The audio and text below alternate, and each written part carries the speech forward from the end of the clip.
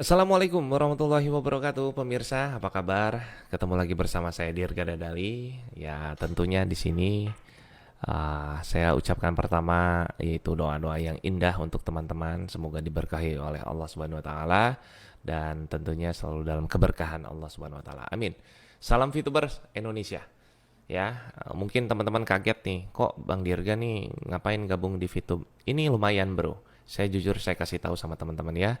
Dan ini adalah salah satu peluang bisnis di mana pandemi corona ini sedang melanda dan mungkin kalian juga bisa join gratis ya.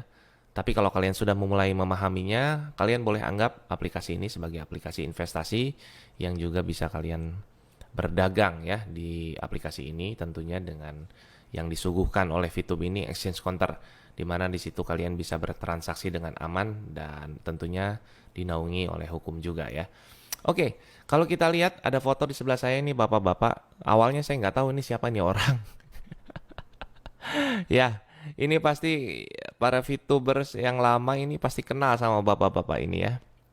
Jadi bapak-bapak ini namanya itu Chandra Teja.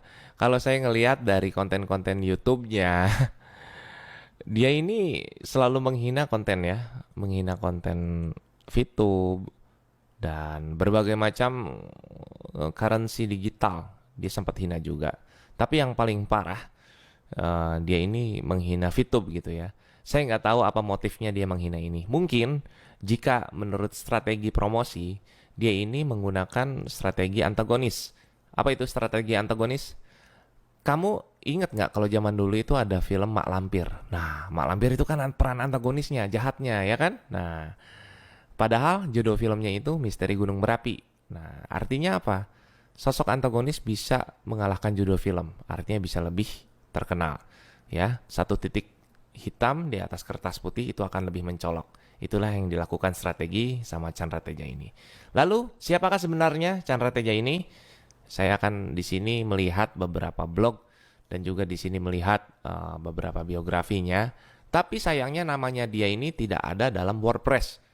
Dalam artian dia bukan siapa-siapa dan dia bukan orang yang sangat terkenal dalam dunia bisnis, dalam dunia karir pun nothing gitu ya.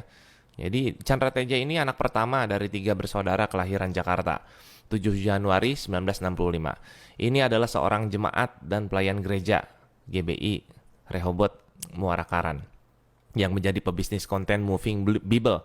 Moving Bible ini yang pertama kali katanya di Indonesia. Moving Bible mulai hadir sejak Juni 2004 oleh hasil pertemuan bisnis yang digelar oleh Chandra dan para pemimpin gereja kala itu.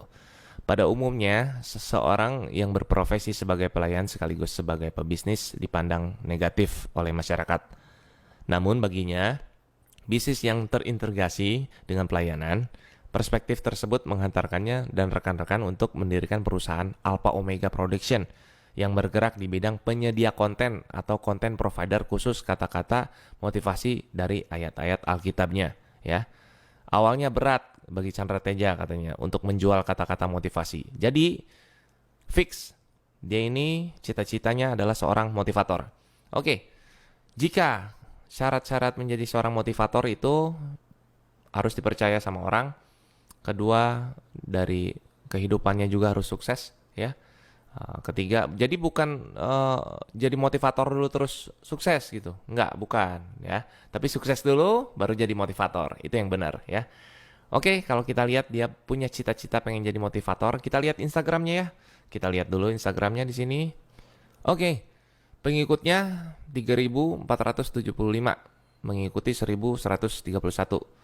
Jadi dia ini mengaku-ngaku sebagai sekolahnya di mana? Di luar negeri katanya. Oh ya, baguslah ya kalau kayak gitu.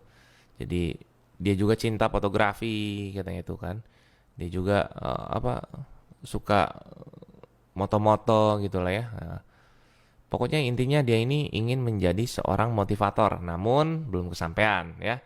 Lain hal dengan saya. Kalau saya memang dari musisi sekarang menjadi motivator gitu ya. Terbukti dengan saya di sini pun sudah dijelaskan ada motivatornya dan mungkin alhamdulillah ada verified-nya. Jadi verified dari Instagram itu tidak bisa sembarangan dapatnya ya. Jadi itu perlu bukti yang cukup kuat untuk Instagram.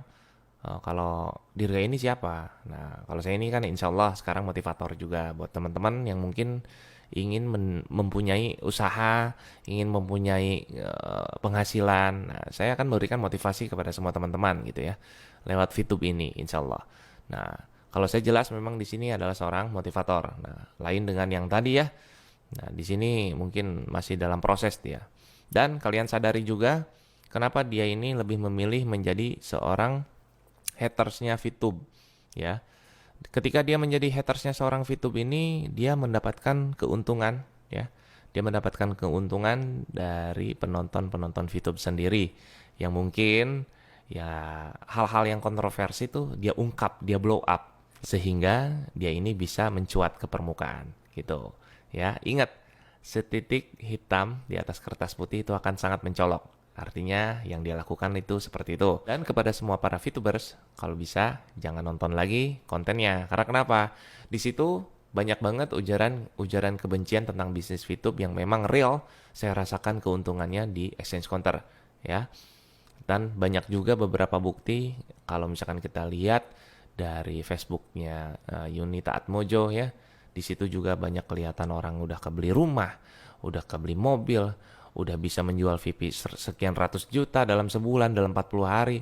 Itu kan adalah salah satu bukti. Jika dia terus nyinyir, maka VTubers akan terus membuktikan dengan semua bukti-bukti yang nyata lewat data. Jika memang benar-benar dia ini adalah motivator, dan dia ini benar-benar pebisnis yang handal, kenapa dia main YouTube?